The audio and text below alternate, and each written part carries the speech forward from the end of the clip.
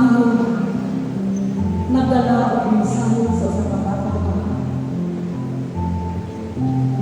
Pinaagi sa usa ka linggo.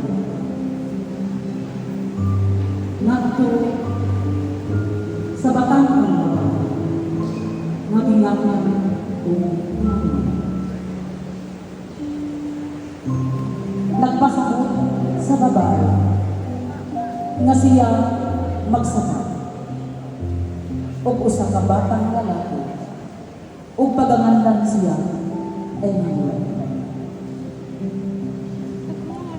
Kung ito ba si Maria sayang lang o naging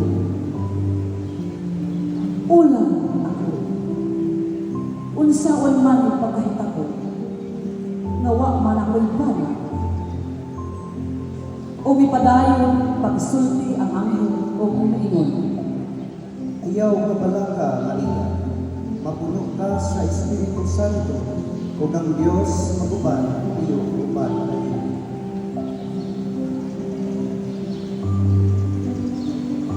O gidawat ni Maria ang mensahe sa akin nga way pagduha-duha.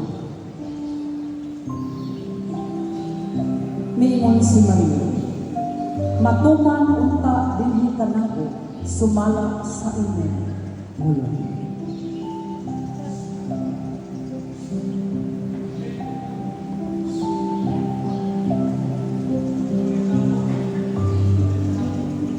Sa samang pagkaagi, si Jose buot mga asawa ni Maria. Apa,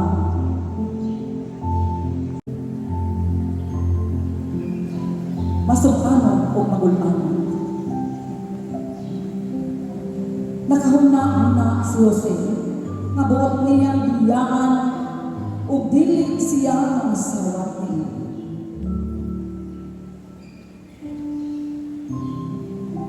O gipadanggo siya sa anghel o nakinon ang anghel. Ayaw kahadlok Jose, kaya iyang isabak dalang sa Espiritu Santo. Nalimungatan si Jose o liban. O gibatog siya kahadlok sa iyang gihunahunaan na desisyon.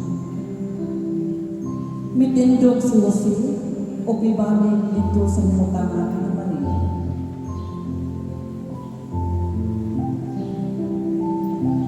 O dinhin damata si Jose. Nakapamalantong o nakadesisyon nga iyang ipadayon ang pagpangasawa ni Maria na mamahimo niyang kapikas sa kinabuhi.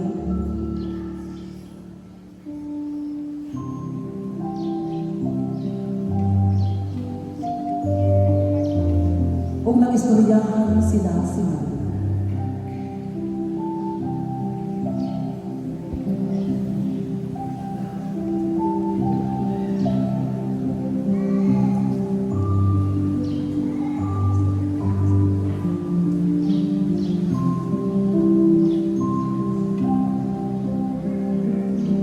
Nahisap mo ito kaano si Jose.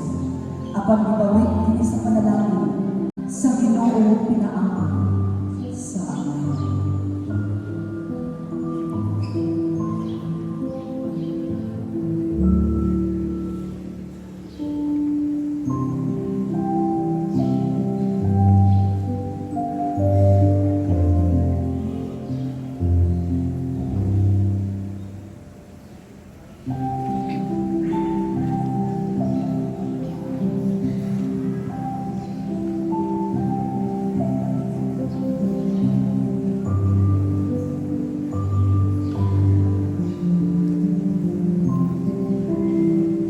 Niabot na ang takna ng mga lakay si Maria. Nagkasabot sila, si Jose at si Maria, na mobiya itong dapita atol sa halawong kagabi. Umilakaw nga ito sa iyong dapit sa paglikay sa hangin. Kay lagi, patyon man ang tanang mga bata nga bakong nga tao ni adtong David.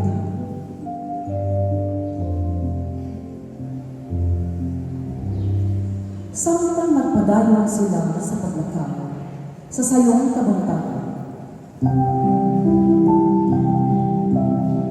aron sa pagpangita o kapulian, ni Kalib pagbunda ang uwan, o gibanting nila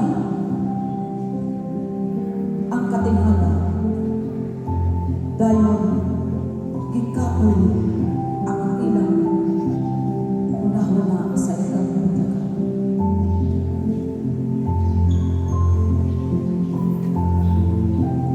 Kung nagpadayon, ihapon sila sa pagkakaw.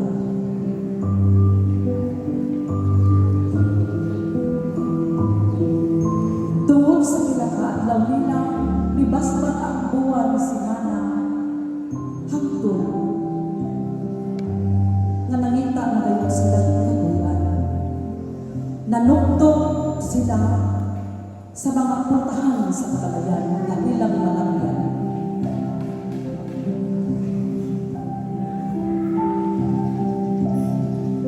Apan ibalibangan sila ug nagpadayon paglakaw si Jose ug si Maria. Mingadto sila sa laing panimalay na ilang langyan sa makausapan. Nagayot ni Maria ang kasakit.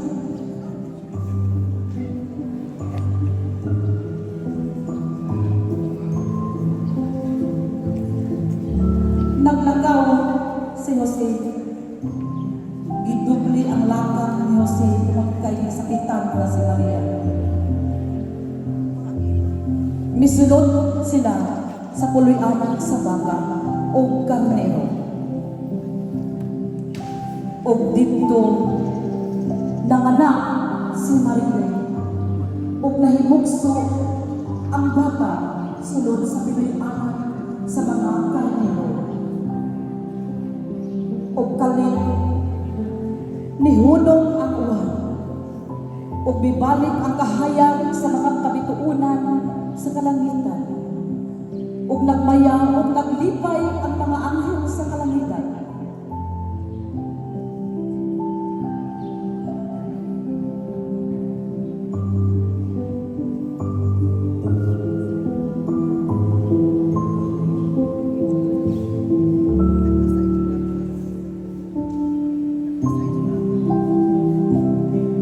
Misano ang anghel ug miawit tungod sa dako nilang kalipay.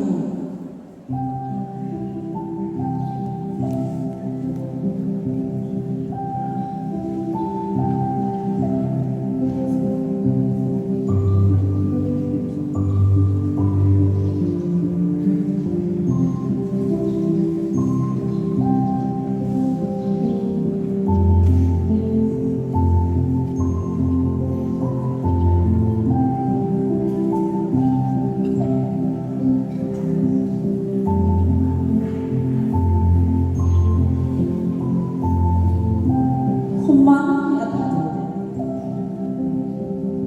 may tulo ka hari sa nakalain-lain ding harian. Sila si Gaspar, Baltasar, ug Melchor. Magipadamgo sa anghel na natawo na ang hari sa mga hari nga mao ang Jose. Misulti ang anghel kanila sa ilang gago na nagtutlo sa ilang nakita. Ilang makita ang dakong kahayag sa ituon sa kalangitan nga mawagbilang sa namutangan sa batang palahan.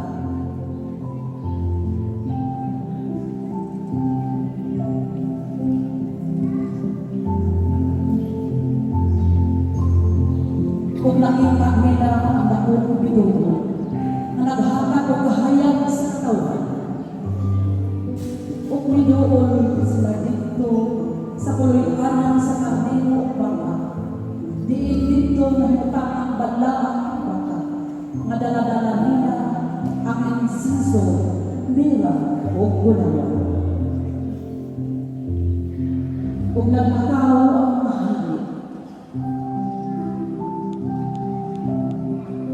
sa dakong pangmasarap,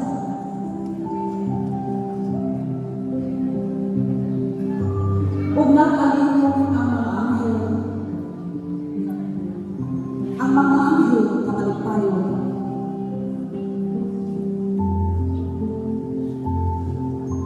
uban sa hari, ug sa mga katawhan, nga miduaw sa balaang baka, ug miluhod sila.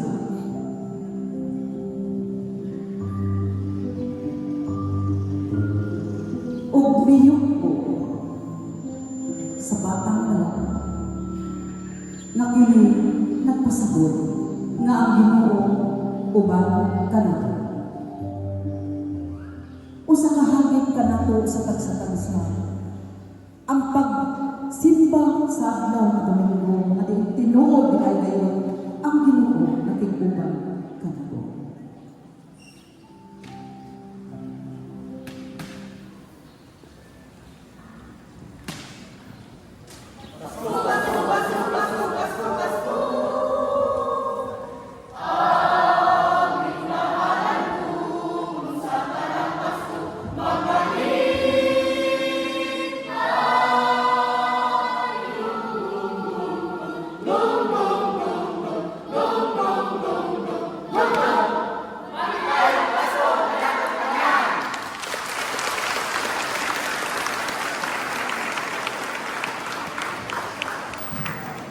Daghang salamat. Joy to the world, the Lord is come. Let earth receive her King.